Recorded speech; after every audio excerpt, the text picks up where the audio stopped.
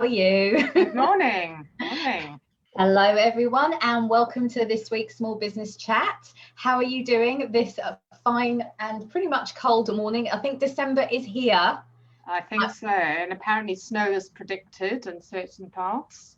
Well, there we go. We haven't actually got our Christmas outfits. Maybe that's, but look, we've only got a couple of shows left for the end of December. So I'm sitting there thinking, I'm going to have to start bringing out the Christmas jumpers now. I don't do Christmas jumpers. No, I've got to recycle mine. So the way that I'm seeing it is that it's in the closet. I will reuse it.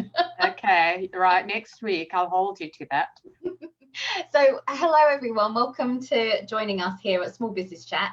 It's our weekly business and marketing show and giving you the opportunity to come into our FB office kitchen, especially during lockdown. But now we're out of lockdown, we're still continuing it, and today we wanted to talk about LinkedIn. Karen and I have been dabbling in LinkedIn for about a year now, like since June, July, would you say? It's been a good 6 months, wouldn't you say? Yeah, it was probably kind of middle of lockdown, wasn't it? Yes, that's right. And I don't know about you, but with every platform that you have with your marketing and your comms, you need to have a strategy. And I don't know about you, but LinkedIn has been on my list to tackle for years, like literally 2 years. I've been like, right, this is where my target audience, I'm seeing more and more, there's an opportunity to sort of voice my way of working, my opinions, insights and experience, and I really need to get out there more. But what connected you to LinkedIn? What made you want to start including? I think again it was always sort of on the radar, and I've kind of dipped in and out, and then sort of gone, oh okay, and then sort of started on Facebook, because I'd not sort of done Facebook for my business till probably about a year ago.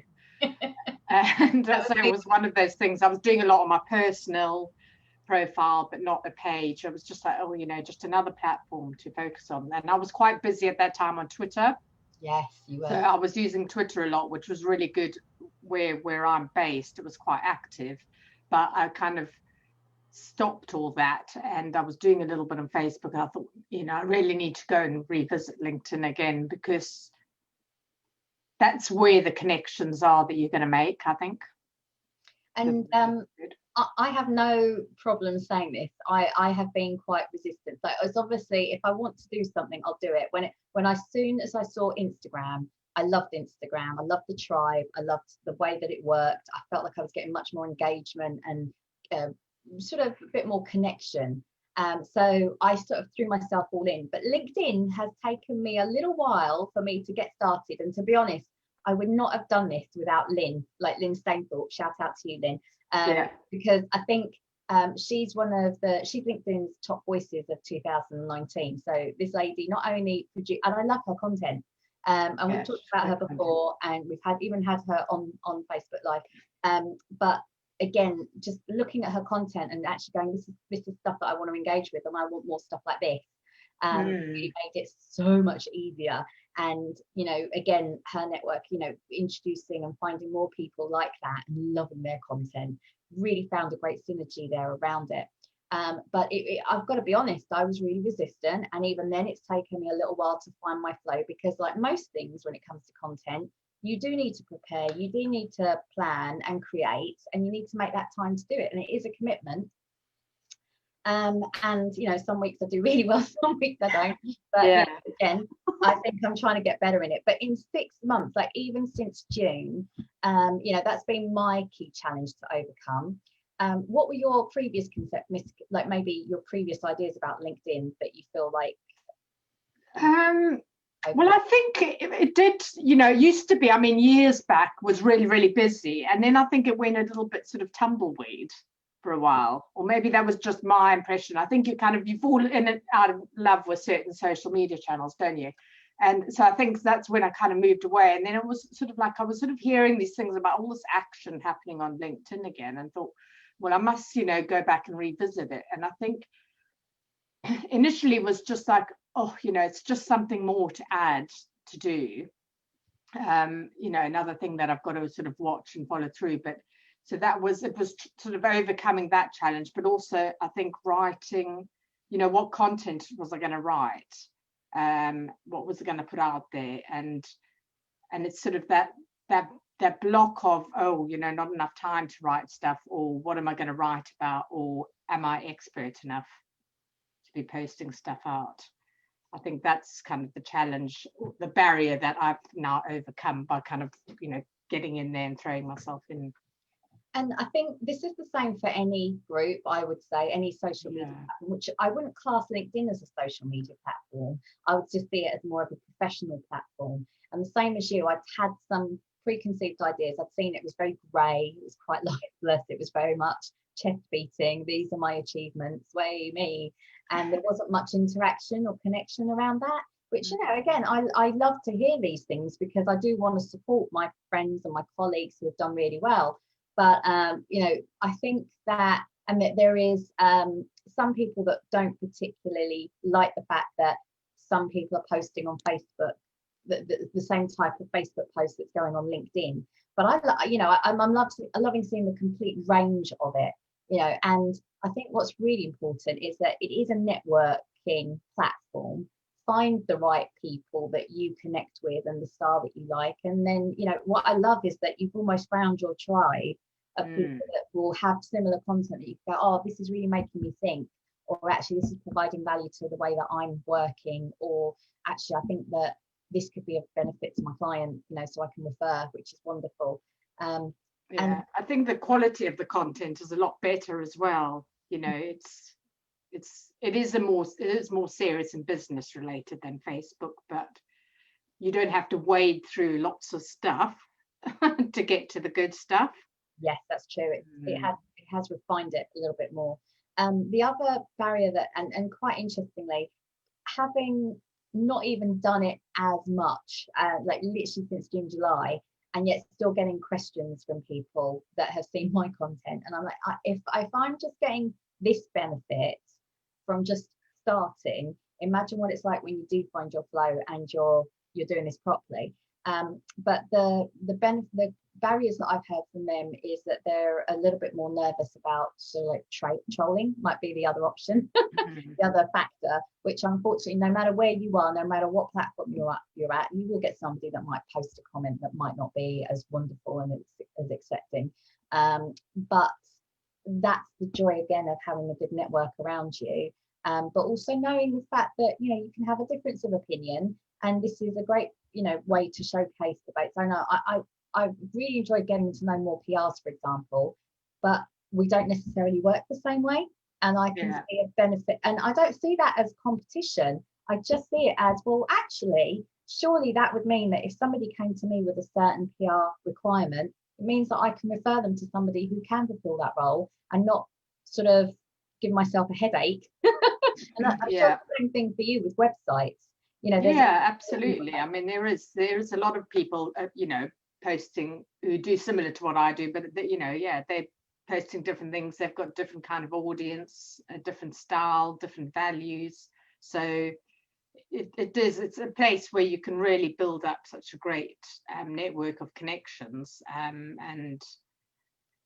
I think the more that, like you said, the more content you're putting out there, the more you start attracting the people that are more of your kind of audience as well. Yeah.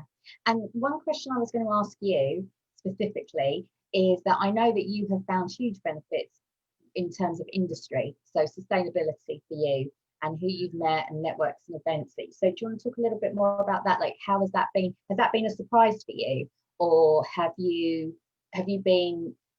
How has it opened up your network? Like, what does it enable you to do, for example? Yeah, because I think as well, my network was kind of mixed from over the years. It's just all sorts, you know, from people back in the travel days to sort of people when I first started out working for myself, you know, so there's such a great connection, such a great network of people, but not necessarily ones that are specifically my ideal clients. But that doesn't matter, because they might know someone who does know someone else.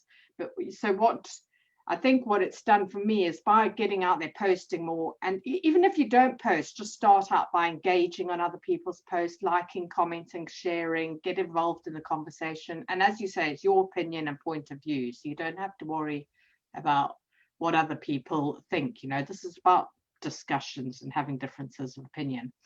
But I think by putting more stuff out there, engaging more, I've been suddenly, the people who've been connecting because of the topics. If I'm writing around something around eco sustainability, it's starting to draw people from those areas who have a common interest in it. And through that, I've made some amazing connections. I've joined up with Women Sustainability Network. And so that continues to grow, the connections through that. And yeah, just people also sort of getting people as guests on the show. I've had some amazing people. I use it as research. I mean, that's the other that I think people wouldn't necessarily attribute to LinkedIn.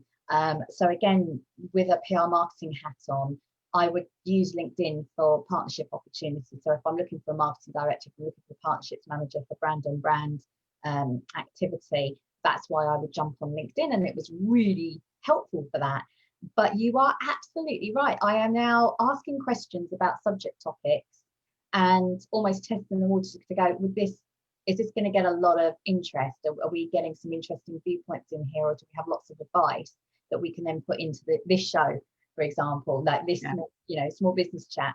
And again, like you say, when I'm hearing somebody with a particular point of view, we just said this actually. So whilst Karen and I are talking from a business owner perspective, and the reason that we do that is we're more vulnerable and open. So we're happy to say what's worked, what's not.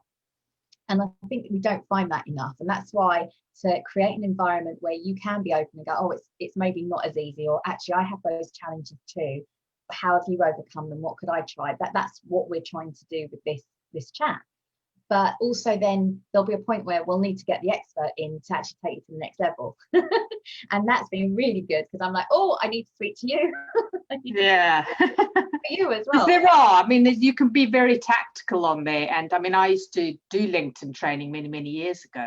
I haven't I haven't kept that up. So I don't know all the kind of new bits and pieces and tactics and whatnot around it. But there's some really cool tools that you can use, like advanced search and everything else, to find specific people in specific industries, or going to a company and then looking at the employees within that you can then connect with. And it's again for job search as well. It's been used a lot for that, because you can go to a company, then find employees, get to know a bit about them, almost stalk them in a way. But when you're going for an interview, you know enough about that company and what kind of interests them, what are their values are, and everything else. So I think it's just one big online networking platform, isn't it? I think it is. And that's why I find it a little bit different to something like social, where you're battling against algorithms. Like, again, I used to love Instagram, and I've noticed that, I'm spending more time on stories than I am actually posting. I think, I haven't posted on the grid for a while, but stories I'm getting more engagement on, but it's not as visible. But also I'm just a little bit fatigued by algorithms, and LinkedIn has still got more organic reach. So the more interesting your content is, and people are engaging with that, then the higher up, the more that it's seen, which is great. And again, if people are commenting, which is what you want, it's been seen in other people's networks as well. I think there is an algorithm there, and I know I've posted out stuff before and it's just gone into the ether and nothing happens with it. So you do have to get that kind of interaction, engagement with that. And I think for people starting out on there as well, if you start following a few people, see what kind of content's working, what's not, but also, maybe talk to a couple of people that around you, and form a group to like and comment on each other's posts, just to get going, just to get that initial boost and that confidence. Yeah. I think that's a way to just give you that little boost to get started.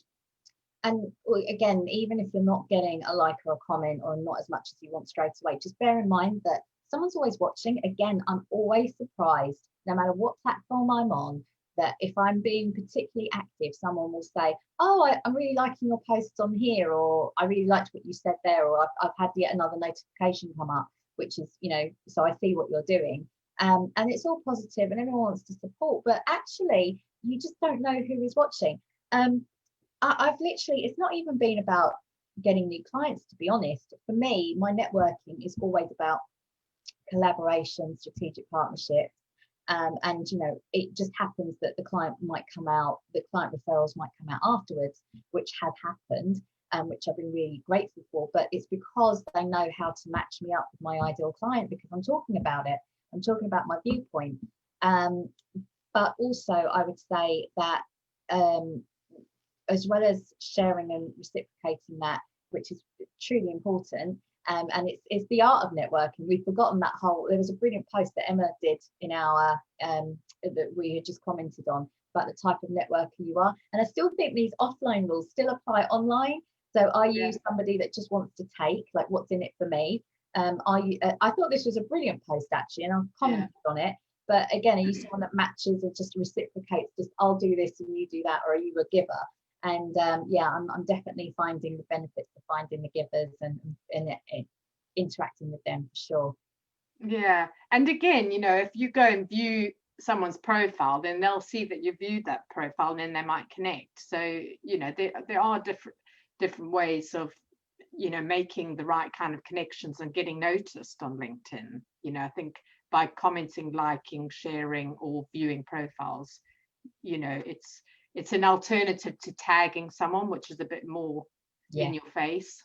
You can, I have seen ones where people just stopped, tagging in loads of people into one post, which is not really relevant to them, just so that they can get the likes and comments. I don't think that's the right way to go about things. But there are other more subtle ways that you can do that. I was just trying to think of some of the other points. I mean, what have you found, kind of in terms of the type of posts, I suppose, that you found have worked well on LinkedIn? So I think the interesting thing, and I've always done this though, even if I've done it on Instagram, I have found that it's definitely a style of me and how I communicate, and I think that does connect, like, just really writing from the heart, for one. And I know that sounds quite woo, so bear with me on this. But I think that there's so many issues that I look at that I don't particularly like. And I think we just, my view is better business, better society, better communities. And, this want to do better, and actually the small steps. So what I would say is to find that common ground in that post. Like, what is the issue that is troubling your client or the group of people that you might be networking with? Making that upfront, so straight away they can connect and say, yeah, I feel like that. And then I genuinely love the asking their opinions, trying to get some feedback from them, and share. I think it's that opportunity to share and actually say, yeah, I know where you're. I know you understand me and I understand you, sort of style posts. I love the informative posts. Anything with facts, I'm a sucker for, so I love it. So I know, again, there are certain people in my network, I love anything that's liaised, that has some sort of statistic to back it up, or actually good case studies, for example. It's just very much, oh yeah, absolutely, I can now visualize that. And I would also say that I think those kind of posts are the ones that I tend to prefer. I'm not I mean, the one thing I quite like about it as well is when you go through stuff that you've posted, you can immediately see how many people have commented, how many have liked, and how many views it's had. Right. And that's directly on the post as well. So you can quickly scan through, go to your profile and scan through what has got the most. But it could be a number of things, how many people have commented and liked, who are the people who have commented and liked, because that can be a big thing. If they've got a big audience as well, that can really boost it. And also, who's shared it, if that's been shared out, and also hashtags that you've used as well. That's quite interesting. So some of them I've used different hashtags, or different people comment. It's got massive views yet fewer comments and likes. So it's really hard to work out what is making that happen. But definitely the more the things I've found that have got more interaction, engagement and views have been sort of around sustainability or issues, not necessarily just related to business, but related to my interests and likes and that as well. Yeah. Things I'm really passionate about. So if you're struggling to find, I would say to people as well, if you're struggling to find things to post about just directly related to what you're actually doing, you know, extend that out a bit and, you know, find other sorts of content as well built around your values and likes. Yeah, and also follow the hashtags. I don't think a lot of people do that. Like, find what other people are saying, and you might have a different viewpoint, or you might have a different, you know, take on it, or actually you might want to share it. So I mean, again, when you talk about content, it's create, it's document, and it also, you know, I think those are the two that I would look at. There's usually three that I think about. So if you're either documenting what you're doing, which is great, creating or curating, so you're taking other people's sources, or it might be a really good link to an article that you want to discuss, maybe industry focused, then, you know, those are the three tiers that you can definitely work with. Hashtags, you brought up a really good one. There are new, I think because of COVID as well, we've noticed that so I think it was Social Sprout that actually said, Sprout Social even, turned around and said they've noticed that people are more active. Before, it used to be first thing in the morning, people on the commute in were using LinkedIn, and apparently the time has just dropped until it's sort of mid-morning now. But as long as you're posting first thing in the morning, that's the other great thing about analytics, is that you can see and gauge what days, what times to post, which I think is really important to look at. And like you say, look at the analytics as to what posts are working and what's not, and do that to make sure you're providing value. Again, it sounds weird of trying to write from the heart, but again, if you're connecting with someone and you're providing value, that's only a good thing. and to spread out, like when you're selling, because I do notice that you may be in launch, which of course means a different approach, but again, I kind of like look at the 3-to-1 sort of ratio of value, and then pitch, or then sell, or provide the links. So yeah, good point. Wonderful. Really good value there. Hopefully, I see a couple of comments. So, morning, Nikki. Love it there. But I think that we have hopefully encompassed sort of an introduction to LinkedIn, and why, again, it's just so important to get your viewpoint across and actually build up your personal brand through LinkedIn, most importantly. Even if you're working in a company or you're a business owner, but particularly if you are a business owner. So I would say that, yeah, definitely some great opportunities to get started on LinkedIn. So maybe incorporate that in your 2021 plan. There's also a few more gimmicks. I think that with most of these platforms, like now they've introduced polls, now they've introduced stories on LinkedIn. So I kind of see that, I think this is why LinkedIn was so grey and static for so long. It hadn't changed for so long. It hadn't really moved and seen how it's working. And for some businesses, this might be a great opportunity, especially if, like me, I'm doing research. Polls might be a good thing. But again, learning, there's so much more to learn. So we'll have to get somebody in to talk through it in more detail for sure. But we'd love to hear your thoughts. If you've had any luck or challenges with LinkedIn, or you found certain benefits, then just drop us a little comment below and we will get back to you. But hopefully that's been of help, and we will see you next week. Next week, same time. Same time. Camera in hand. Absolutely. All right. Take care, guys. Take care, everyone. Cheers.